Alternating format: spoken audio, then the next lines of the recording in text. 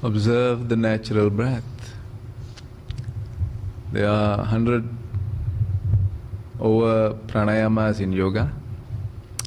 It may not be possible to learn it and practice during our lifetimes, but it has been practiced by full-time yogis in their lifetimes. Not only in the past, but there are many yogis who are also doing it. Yogi means the person who practices yoga.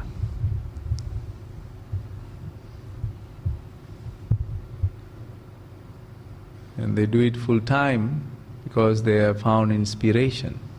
And many retired people have gone into yoga full time. And there have been also in the history of mankind many kings who went into yoga full time. They left their kingdoms and they left only because they found greater pleasure in doing yoga. Nobody leaves something for pain or to find pain, especially a king. You can read this up, the history of yoga. There have been many kings, absolute rulers who left. So that means that there is some special experiences in yoga which gives the human body and mind the greatest pleasure, much beyond and above that which they have experienced right now. Or the other case being that the frequency of indulging in the physical or the material pleasures becomes less because there is some experience of pleasure during yoga. It's a lifetime process. You don't have to hurry. Start and experience, and then your wants and desires for material pleasure becomes less and less. The frequency becomes less and less, and eventually after some time, as what has been experienced by us studying history of yogis, they live it out completely. So one must be prepared. If one is embarking on a journey of yoga, to have these experiences. Not renunciation. You still live with all this. Whatever is with you, whoever is with you, you still live with them. You still live with those material possessions. You just are not attached to it naturally. You are free. Eventually this will happen. So we have to prepare, they have to prepare. This is called the path of liberation. And if you think that the idea of yoga is to renounce and run away to the jungles or the caves or the monasteries, then we are also wrong, because even there, the issues will still be there. The issues of attachment, of possessiveness will still be there. It is better to gain freedom in the present circumstances and situations. And this is where training comes in. Abhyasa is training. And the training is not according to whims and fancies. Of course, some of you have work to do and you tell me, and that is a valid reason. But it is not valid if we are lazy, if we want to sleep more, or just because Friday night we slept late due to watching TV or drinking session or eating late at night.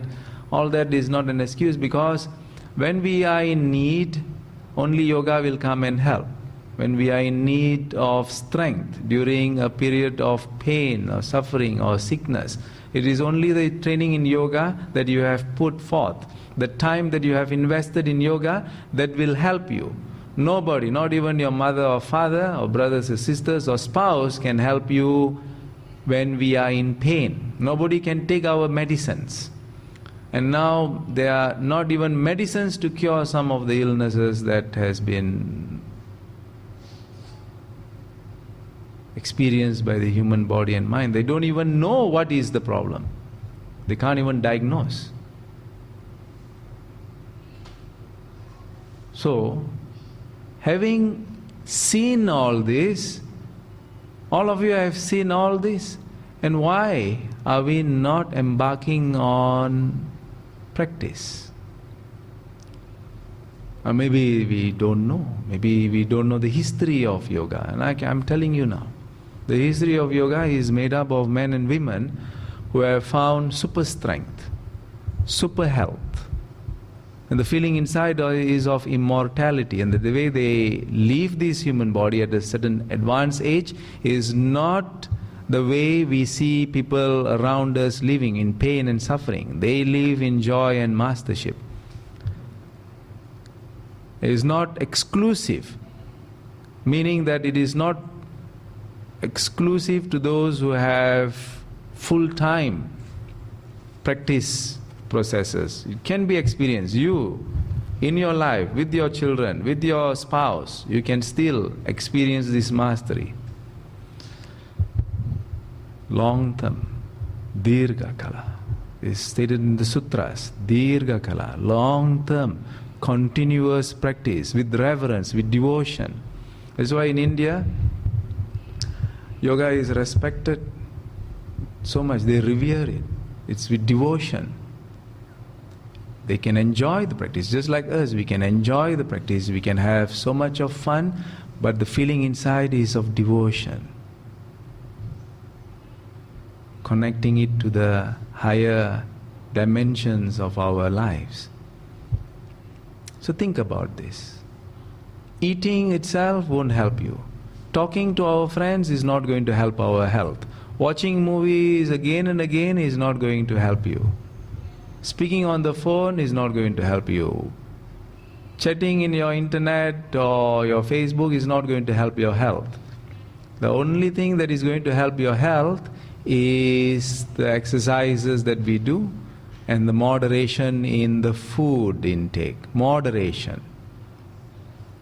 Healthy food. Healthy thoughts. Very important is your emotion. Must culture the emotion to look at the positive side of life. Do not hate anyone due to their religion or race. And this is very prominent in Malaysia. We are all conditioned to hate certain races and religions. We must discard those thoughts. We must dissolve all that. Start thinking in a way which brings about that positive state of health and vitality. Now, with this in mind, making a resolve to continue thinking in this way, living in this way and practicing consistently, wishing all good health, peace and harmony, we conclude our class and training for today.